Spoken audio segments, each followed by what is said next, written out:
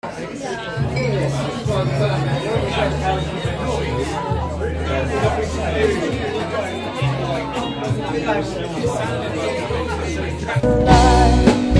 heard it right, fingers on the trigger. Life on a screen for a song to sing.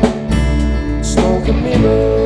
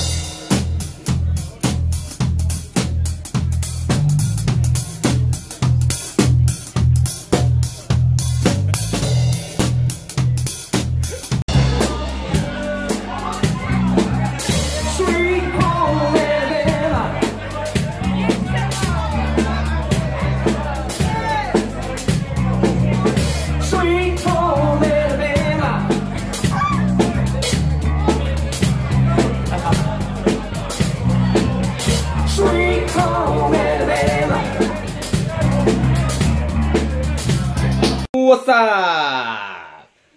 How's it all going? In the Christmas spirit of things today. It's snowing outside. Don't know if you can see. Look at that. It's not laying though. Boo.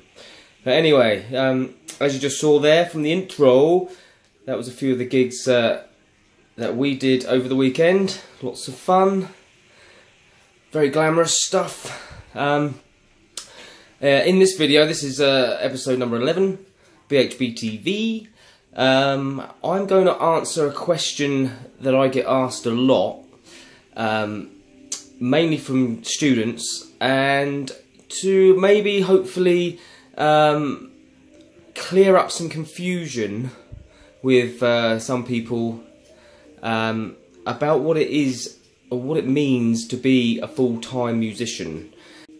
And to enlighten everyone onto what's involved if you were interested in doing it yourself, and to hopefully show the best way I can what actually goes into it and how hard it is to achieve it.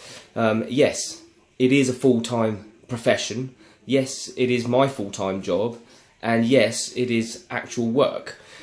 I understand that it's not clear that it's what goes into it, because what people see is you on stage for a couple of hours, having a good time, playing the music and all that kind of thing. That's the cherry on the cake, the icing, if you like. So what I'm going to do is probably going to be lengthy, but I'm going to talk about what's involved. Hopefully answer the question, can I make money as a full-time musician? Yes, you can. And maybe set you on your way to achieving that yourself, if that's something you want to do. Even on a part-time thing, you can have a part-time, day job, if you like, or job, whatever you want to call it, and do music part-time, or you can go in and do music full-time. So it's probably going to be lengthy, so I will probably split it into different videos. So yeah, see you on the other side. Ooh, wait. Before we get started on this, there's just one thing I want to say before I get into this, which is going to get probably quite deep, and is this, and I'm going to say it once. Don't listen to other people. When they say you can't do it because of it's not a real job, don't listen to it. You can do it. You can do anything if you want to do it. And if you're willing to work hard, and it is hard work, Success is hard work. You can do it. Don't listen to them. So, back in the studio, the doghouse. It's my sanctuary, you know. But, you know, all joking aside, we do have fun. If it's not fun, don't do it. But these episodes coming up are a little bit more serious because, you know, I'm trying to answer some, you know, an important question on how to make a living out of being a musician and what that means and what I do and everything. I'll try not to be boring about it. But we do have fun, and I do try to keep things light-hearted, but it might get a little heavy. Well, you know, who knows. But please enjoy this episode and the ones coming up. Please like, comment, subscribe. Like to hear from people. Helps us. If we can help you, then you can help us, and we can all help each other, and it makes the world a wonderful place, right? So this is episode 11. Hope you enjoy. Don't forget, Connor's Corner is going to be here. I mean, everyone loves Connor, right? Oh yeah! Hi. Hello. Stealth's here with me. This is Connor's Corner. Stealth's joining me. That's Brent's head there. Brent's there as well. Hi, Brent. Yeah, where are we, Brent? In the doghouse. We're in the doghouse. Yeah, he loves it. He built this. This wasn't here before, and now it is because he built it. It's quite cool. I'm enjoying it. It's quite a fun time. But usually I have advice, and I've got another piece of advice for you. And Brent is going to know exactly what I mean when I say this. If you've built your own shed, and if you've just got a wall, and there's a hole in that wall, you don't fix it. What you do is you cover it up with a guitar.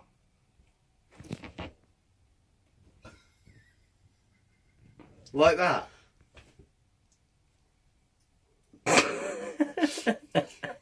Now, for the sake of this part, I'm just going to concentrate on solo musicians.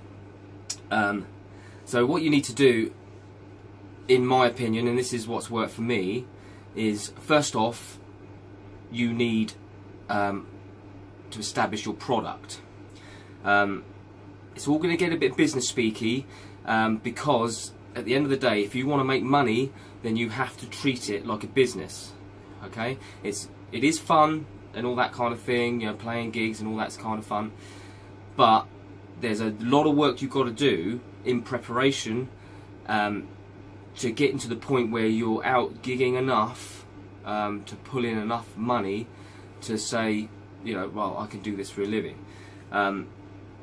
So first thing you got to do is establish your product. Now,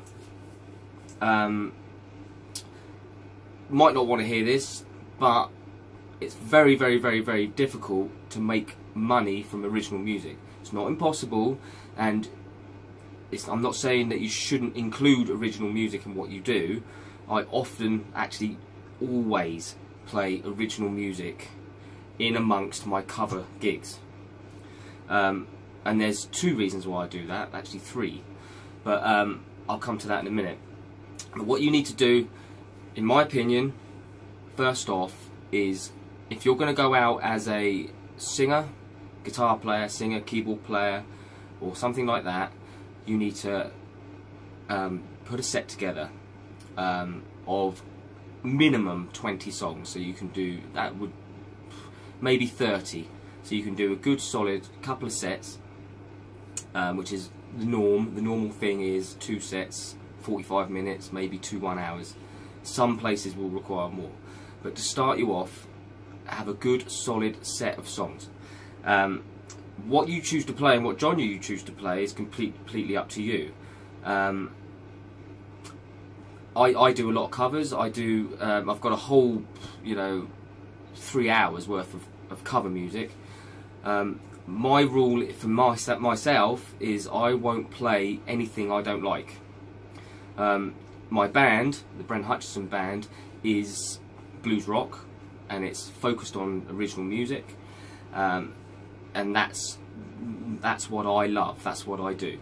But when I do my cover gigs, I diverse away a little bit from it, and I will do Oasis covers and Coldplay covers and all that kind of thing, even Michael Jackson and things like that.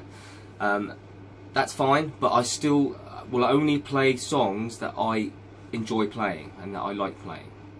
So that way it doesn't become a grind, it doesn't become a chore to do it. Secondly, on that one, I make them my own, you know. So when you do a cover version, and I get praised for it, and it's probably one of the reasons why I get rebooked quite a lot, is that I make the songs my own. I don't cover a song exactly how it's done on the record. You can do it in different tempos, different styles, and all that kind of thing. If like me, you use a looper, you can loop chords and you can do guitar solos over things. There's lots you can do, but later episodes I'll talk about how to make a bigger sound and a bigger impact with just one musician and keep it live, you know. So that's that.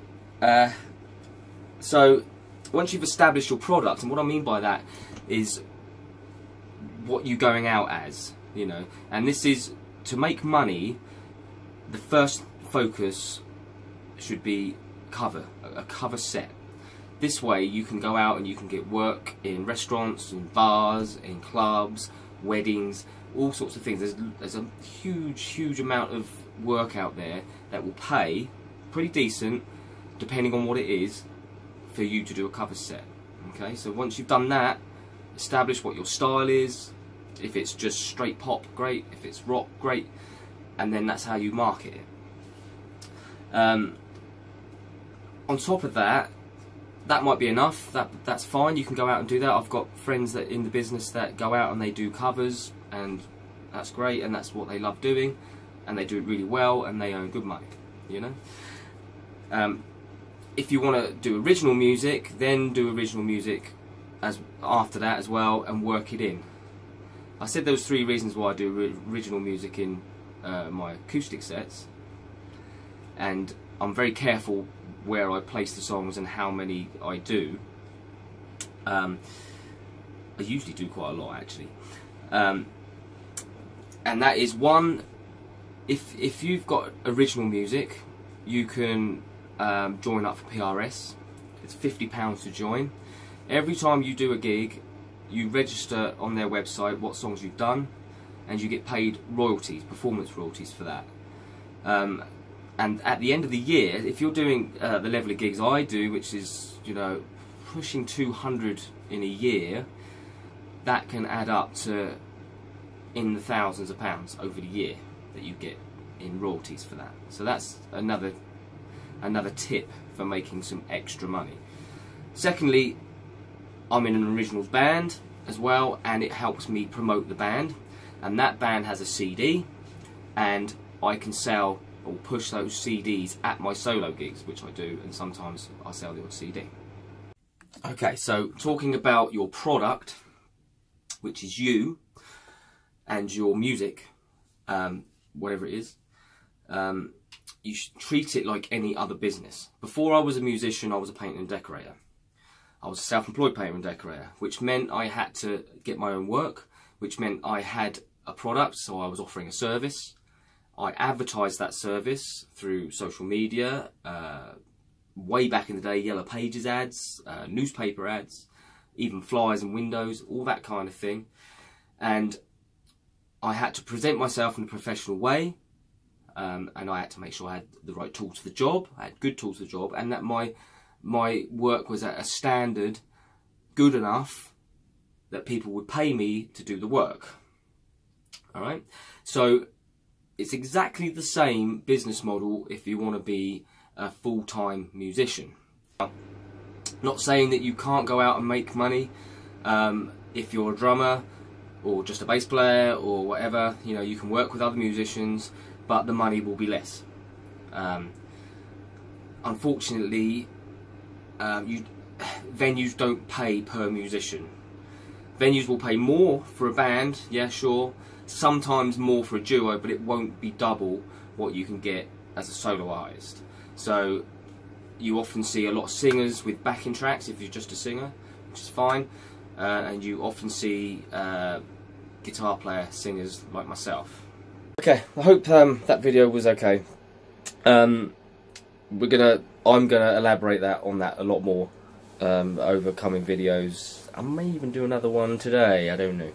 But my last piece of advice here, I know we've just kind of sketched around it, but I will go into more detail about specific things, is have fun, you know? Make the whole thing as fun as possible.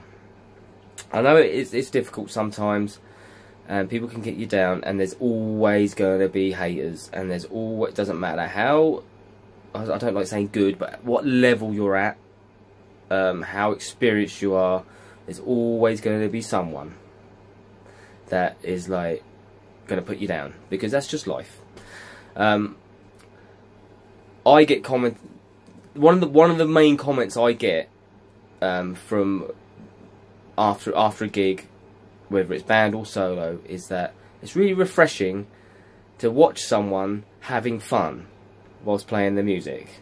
And I do, for the most part, you know, especially in the band, because you can bounce off the other band members and stuff like that.